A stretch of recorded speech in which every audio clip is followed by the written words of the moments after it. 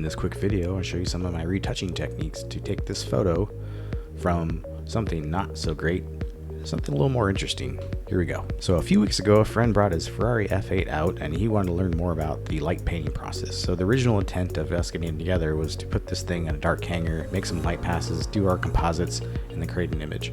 So this is the end result of that image.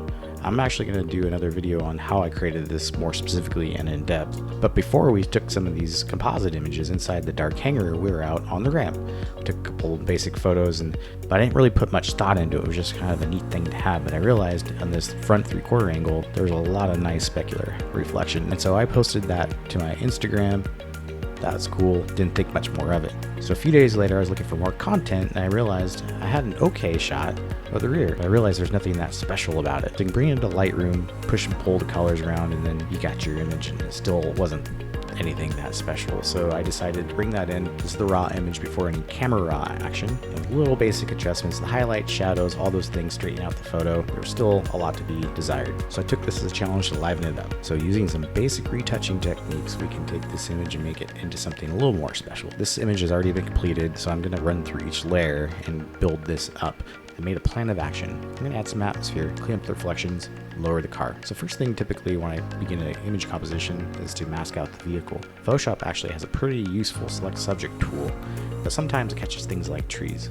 So typically I prefer to run through with the pen tool first. It just takes a couple of minutes to trace the car using the pen tool, and you can easily feather the selection.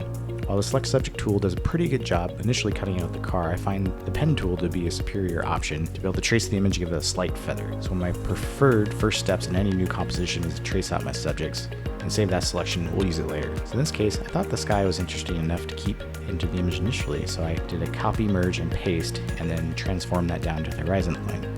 Now there's a harsh line here between the ground plane and the sky, so a quick way to blend in that is grab and sample a color from near the bottom edge, and then use a soft brush from side to side to find the right balance in opacity and softness to blend it in. Adding the car back into the image, I realized the blue color, this kind of gives a hazy, ominous look to it. That drop off between the ground plane and the horizon was a bit too harsh still, so I added in from a stock photo environment off in the distance. It's kind of unidentifiable. The next step was to play with some of the curves to make the colors bounce on the car. Things are really starting to come together with the color of the car popping from the scene, but this really accentuated some of the reflections not being the best. Adding this curves layer really made the color pop on the paint, but also drew out a lot of the reflections. It's a bit distracting. So before we address that, I want to show you how I lowered this car. By cutting out the vehicle separately from the tires along with the ground plane, you can independently move them and essentially just create a new layer like this, move it around. It's pretty cool.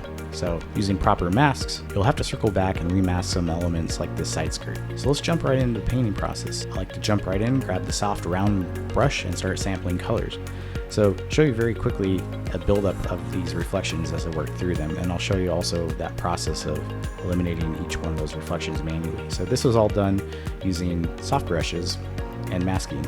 And so if we run through those and just soften them up, and we got a before and after, essentially found some spots here and there on the side skirts, the bumpers. So using that soft brush, we'll sample colors from the back plate and then start painting them in, crossing over, blending. Using Wacom Cintiq made this a little bit easier, but it can be done with a mouse. So after studying this for a bit more, where else can I take this image? Typically, when I do light painting photos, I like to have the lights on. Time of taking this photo, it was completely an afterthought and something I didn't even consider or even intend to show anyone. So I found some photo reference of the tail lights on and used this opportunity to paint in my own. In addition to doing that, I added a license plate to fill in that void. It's one of my favorite things to do with light painting compositions, add in cool reflections to the windows. So similar to masking out the car, I like to then mask out the windows and then flood fill a solid color. So if we break this down, find a neutral tone, add in a little bit of soft brushing within that selection group and build up the image. And this helps blend it into the environment to help motivate the lighting.